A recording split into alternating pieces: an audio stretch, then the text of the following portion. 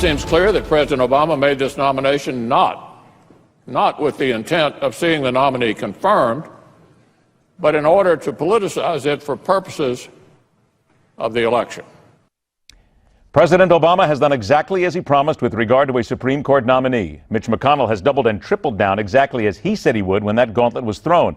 And we are once again back to the cat and mouse game being played between Republicans determined to see the president turned away in his legacy tour and a president who's daring them to call his bluff. Here's the thing. There are plenty who believe the Republicans are gaffing on this one, and Barack Obama's playing them for a fool. Never a foolish idea. We spin around the dial and wind up once again on the syndicated radio talker who deems himself a right libertarian political commentator, which in colloquial English means no fear and no repercussions.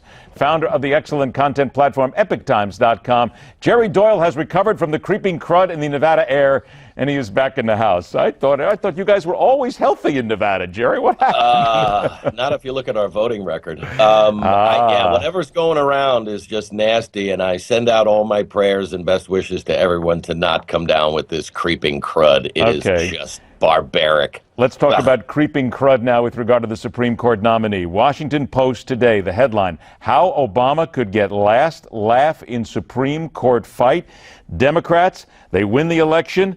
Clinton picks a liberal nominee. Obama says, okay, I'm pulling this one now. You're stuck with whoever you got in the first place. That's what some on the left are saying, Jerry. So in your opinion, though, does the president and the Democrats hold all the cards here?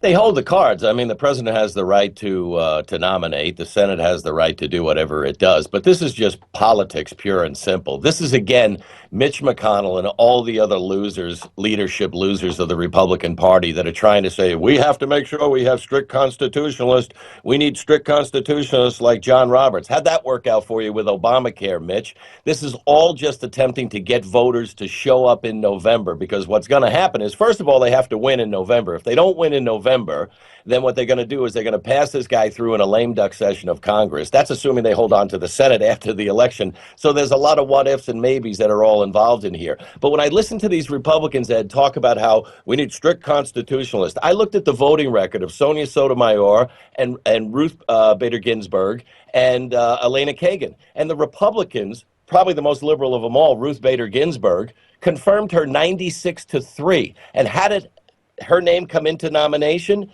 It was the Republican Senator Orrin Hatch from Utah that recommended her to then Attorney General Janet Reno, who recommended it to Bill Clinton, and they confirmed her 96-3. So if it's really about strict constitutionalists and people that are going to, do what's right by the court, their voting record is completely different than the rhetoric that they're spitting out today. Okay, so then what do they do then? Faced with a candidate sitting in front of them, knowing full well that they could be assuming, and I love the fact you use that word in there because there's the assumption in November, but what do they do then?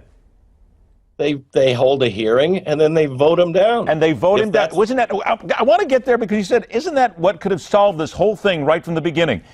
Don't show your cards, have the hearing, stack the deck if you want in your favor on the right, take him, listen to him, then turn him down and walk away.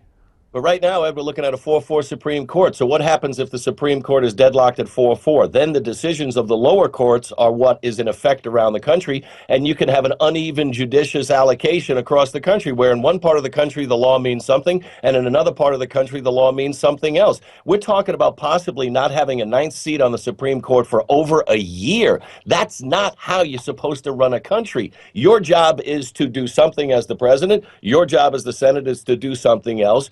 Do your damn job, because that's what people expect you to do. Second take here. 1 minute to go. Bowe Bergdahl, now they're talking about in the New York Times documents that have been released that he really wasn't upset with command. He seemed to be okay. He wanted to cause an alarm by leaving his post. We're getting 2 and 3 different stories from this guy now. Is it not fair to say that we're dealing with somebody who is mentally deficient in many ways and talks once again about needing to vet these people before you put them in the field?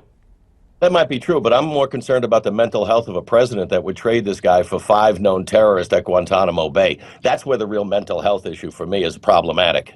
Then what are we supposed to believe with this guy? Because the story changes constantly. And is this not, as you just pointed out, a major stain again on the Obama administration? Because it's proving what many people said. This guy wasn't worth going to that kind of a trade.